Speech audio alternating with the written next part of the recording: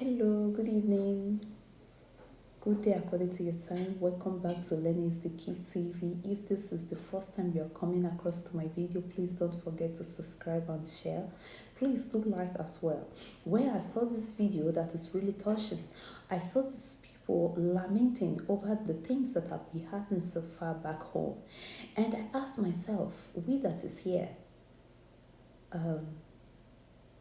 how can we pretend nothing is happening? Of course, it's not that I can do anything or rather than you can do something. But the point is, if the farmers, they can't go to farm anymore, don't you think that is a big alarm? A country where the farmers cannot go to the farm anymore, that is just the beginning of the crisis. And when I say crisis, it can really mean a lot. Because we all need foodstuff to live on. And now if foodstuff is not forthcoming, there is a problem. Well, I will see you in my next video. Do have a nice evening. The people of Oronigbe community in Oranwo local government area of Edo State, south Nigeria, has decried the recent spate of attacks by herdsmen in their domain and environs, and had called on the Edo State government and other relevant authorities to quickly come to their aid. Attacks in the community is said to have multiplied over the last month, and as of 1st to 30th of January 2022, several residents of Oronigbe community had been severely attacked, injured, and in most cases kidnapped for ransom. The scene of the community was that of tension and fear, as residents now barely sleep with their two eyes closed over the fear of further attacks by the herdsmen. Now my name is Mbere Udoka from Akwa Ibom State. See, as 3 people they came with corn. Now then John come ask me, say, you get water? I say yes. Now I give them the water. One see the first the corn for my face. Now I see John the water again, give them. If in the garden were carry to soak, I give them. Then carry my cutlass. Now my back. They say I bring 20 million. Now from 20 million, they turn and see they beat me as they like. I say my wife, my wife see borrow people money. The money come is 500,000. Now I call them. I say you don't see the money. Money see and then say in the CV, say my wife take that money, go buy rice, buy beans with tomato, do my burial. And from this I beg them, say beg, I beg. When I no key, me when I see call the money yo. But my joy join you now. Because I know nothing there for my life again. Now they begin to beat me way. From there, my wife see also the money again. Say money no day again. You get one answer when my wife give her, say me still talk to them. Because they be friendly. If they answer talk, they say they know hear the language where they answer talk. My name is S.O. Garewa, a retired teacher, son, a father to the girl. That very date was on Thursday, 20th of this month. She was asked to go to the farm with a laborer. Getting there now, she was kidnapped. They asked for 20 million. I said that, which work am I working to get that money? Before she was released, we pay 1 million. They said their people come. I don't know them. One back man. I don't know. They said one back man they come. Make we not be police, so make we not carry another person follow body combo. Now they are back man. Now they say I don't know. When he reach there now, he called their number. They say he don't reach our place. We don't give him money. He reach where they there for there. They call us. The money don't reach our hand though. When I go get my pikin, they said don't worry, the pikin go come out. Now they carry my pikin come out. My pikin take like come house. The back man reverse. I don't know the back man. Another resident, who is also a victim of the recent spate of attacks, also narrated his ordeal with the attackers. I was in my house here around 9:30 in the night.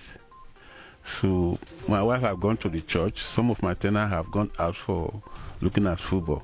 So when I come out, I said, let me off my generator. When I off my generator, then I decided to point the torch around the house to see if there's any, all their bike, whether they pack it into the car park. I find out that they are not there. Then my turning back is for me to see 3 men, one with AK-47, and the other one were holding cutlass. They put masks on their head, on their eyes. I don't see their eyes. Then I point the torch to see who exactly what was happening. The next thing I had is a cutlass on my hand. Was that then my torchlight I hold forward and they pick it. I asked them, what is your problem? They start using cutlass to cut me. Both my back, you can see my sides. As they use cutlass to cut me. See this side too. My back, everywhere. So that's how I was, my nose too. When my nose was bleeding, covering my face, I don't know what I was doing again. I was shouting for help, nobody came. So it is there I faced one, I start fighting him with a box. So then I run away to meet some people at the hotel here. So I waited there for some time, they rushed me to the hospital, got to the hospital, nobody in the hospital as well. Indigents of the community, who were predominantly farmers, also lamented and told hardship inflicted on them by the herdsmen, as most cases of the abduction happened in their farms, which is their major source of livelihood. Because we are dying. Then therefore Kalikmafan Road now, for the reserve, for the think. Now there the Fulani people there. I sent one man last week, don't go check the man, now Sonny, to go my farm, then matches the man. Naka with everything, the man can swell up. I take and go Obiaroko hospital, go treat her. I don't go to my house now, I know where Waka go. Yesterday, school, he said, make I give her money, you know the few Waka. They cut her here. Then beat all these places here, swell up. So he don't know any of them. I beg government, no, help us. We are dying. Since a week now, just stay like this, now not get CC because now that be my college. Now that they take food. Now that they train my children. The whole community do Renigbe is dying. No, help us. We are dying, I beg. Make they help us. We don't, this one don't over Renigbe, not the only one street, not the only one community. It don't over us. No, I beg, I lead down, government. No, help us. They did for thick, for Kalikmafan Road. They did that, they go pass railway. They go where they don't kidnap for Idmogo. They go pass that railway, go that thick. For Kalikmafan Road. I don't want to help us. Government, no, help us. We are dying. Renigbe is dying, I beg. According to the locals, the herdsmen take advantage of vast bushes and usually walk their victims into the deep forest through the railway in the community. This railway we are now, this railway is just from Ajakuta to Alaja. So in Renigbe here is between Agbo and Abraka.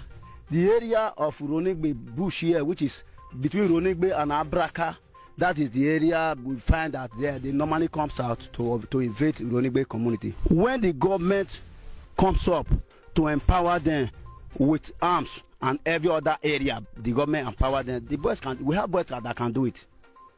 We have boys that can fetch them out. They are human beings like us. We need the help from the government so that they should help us by the state government and the police and all the rest. We the women no longer go to the farm. We are scared to go to the bushes. We are now hungry because we are scared to go to our farm.